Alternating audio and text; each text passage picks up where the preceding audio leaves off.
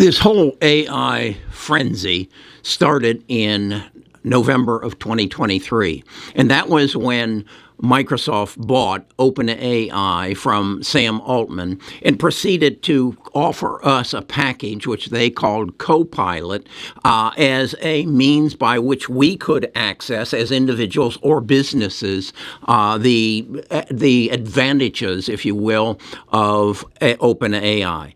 About a couple months later, Google stepped up and said, we have a similar operation, and we're calling it Workspace. What I want to show you is where people stand, and maybe Microsoft is the first bubble that's going to pop. Take a look at this. I'm showing you their market cap, their PE ratio.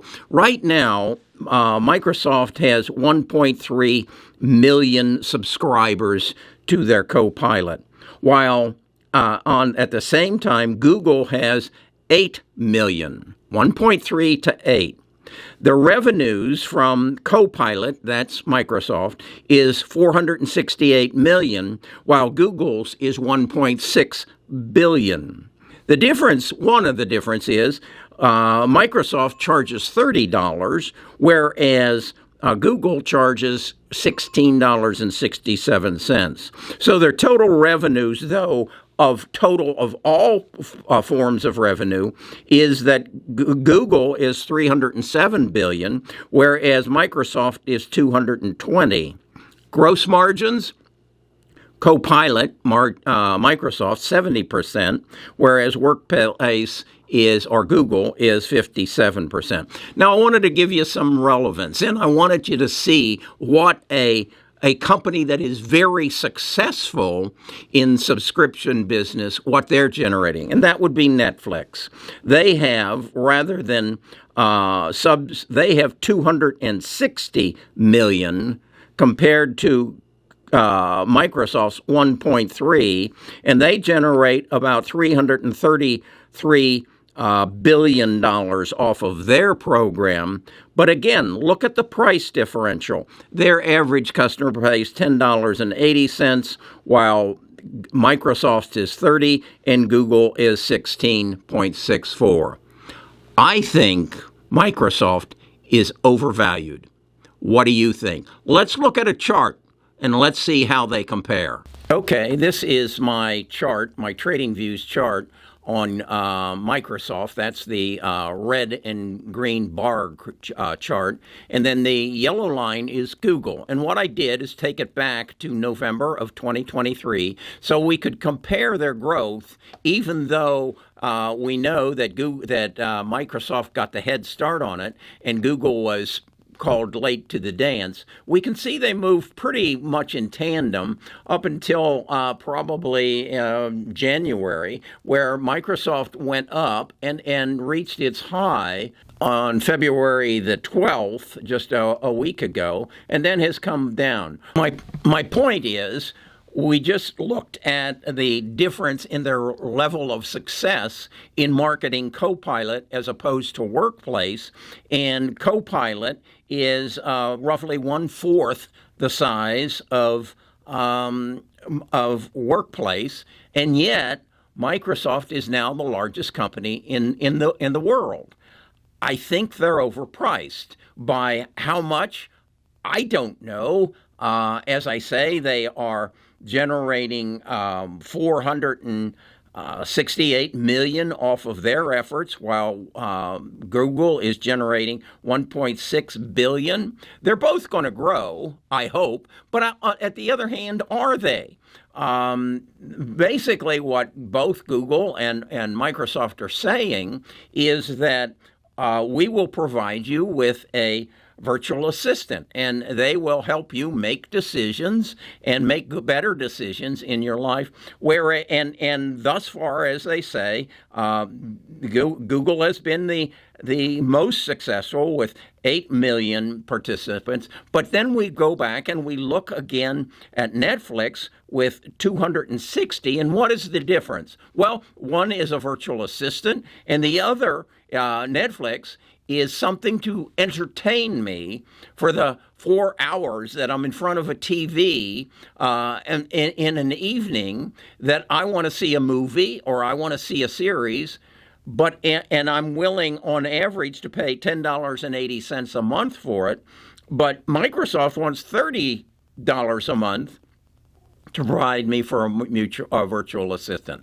I don't think they're ever going to get to 260. Now, as I have said, Sam is saying we've got to make this happen faster. And so he's trying to borrow or put together an effort to the amount of $10 trillion to finance the promotion of this Copilot and workplace, artificial intelligence, as well as the proliferation of semiconductors. My point, again, is know what you own, okay? Microsoft has become the largest company in the world, and I don't think it's justified. I think it is fear of missing out. I think it's hype that, hey, they were first to the plate. They've got the best. It's twice as expensive. But I don't think they have the right business plan. And as an investor, it's currently selling at what, $404 a share? I think it's probably got at least a 20, maybe a 30% pullback in its near future. I think it's got ahead of itself. It just isn't getting it done. This is how I look at stocks. I think that 90% of the people who buy something don't have a clue of what they're buying. And I believe that people believe that Microsoft is leading this because of ChatGPT. I use ChatGPT, but how much do I pay for it? Absolutely nothing. And have they convinced me yet to step up to the plate and give them $30 a month? No, they have not. And even when it comes down to it, when maybe they convince me, are they going to convince the people who have trouble putting gas in their car or food on their table and have to work 3 jobs to make ends meet, to put shoes on their kids, but they all have Netflix? Will they have Copilot? Will they have Workspace? They basically say, yeah, but our business is providing it for those companies that can make their business more efficient. Who are those companies? Walmart? Walmart's the largest employer, followed by Amazon in the United States. How many of their employees do you think they will pay for to have Copilot or Workplace? Walmart, how many? Maybe 3 per store? It ain't going to happen. So let's don't get caught up. Where you need to focus is on the semiconductors. The semiconductors have exploded.